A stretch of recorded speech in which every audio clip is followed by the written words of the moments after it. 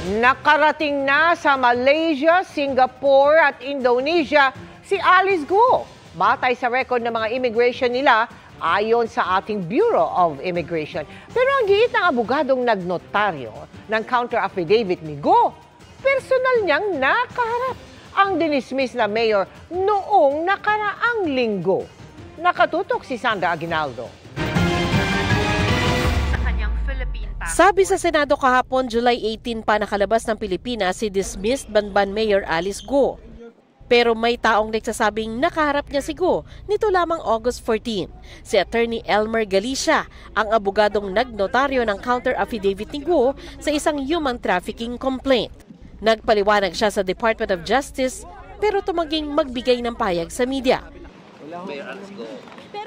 Sabi ng mga nakapulong niyang prosecutor na nakatutok sa Banban Pogo, pinanindigan ni Galicia na personal niyang nakaharap si Guo nang ninotaryo niya ang counter affidavit nito.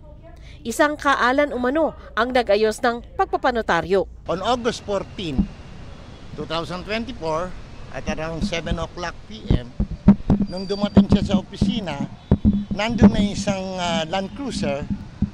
On board is Miss Alice Guo. Nakausap sila ni Alice Guo dun sa baba ng kanyang opisina, nakita niya. At nagpresenta ng driver's license si supposedly Alice Guo sa kanya.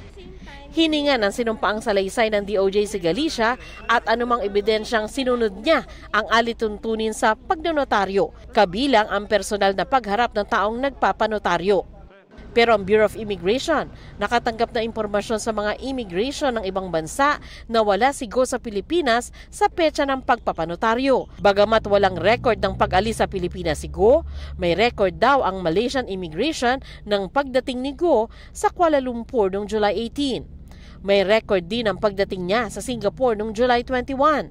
At may record din ang arrival niya sa Batam, Indonesia noong August 18. Yung most recent po is August 18, which is the other day lamang. Lumipat po siya, including her group po with Sheila Leal Guo, Wesley Leal Guo, and Cassandra Leong, papunta naman po ng Indonesia. Batay sa intel ng immigration, may flight pabalik ng Pilipinas si Guo. Upon verification po, wala pong sumakay doon sa aircraft na yun, pabalik po ng Pilipinas. And it got us asking the questions na, bakit siya may ticket galing sa labas, papasok ng bansa, when our record states that she is still in the country? Bineripika pa nila ito, kaya hindi agad nasabi sa mga senador na nag-iimbestiga sa Pogo operations na kinasangkutan ni Guo.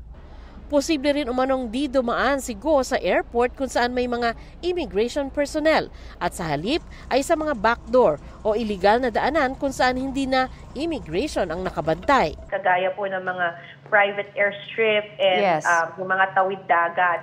So tingin po natin yun po ang inabuso ni Mayor Guo upang makalabas po ng bansa and to circumvent immigration. Ganun pa man, iniimbestigahan pa rin ng immigration kung mula sa hanay nila ang nagpalusot. Ultimatum ni Justice Secretary Boying Remulla sa kung sino mang immigration personnel ang may papel sa pag-alis ni Guo, lumantad na at magsabi ng totoo. Kung hindi, personal niyang aalamin ang nangyari, may masisibak at higit pa. Aalamin din kung may papel ang kampo at mga abogado ni Guo sa kanyang paglabas ng bansa. Sabi naman ng isa sa mga abogado ni Guo, kasi ako nag-reply ako sa sinasabi niya, assurance niya sa akin, sabi niya, nandito naman siya sa Pilipinas. Although personally, hindi ko naman siya nakita. Para sa GMA Integrated News, Sandra Aguinaldo, nakatutok 24 oras.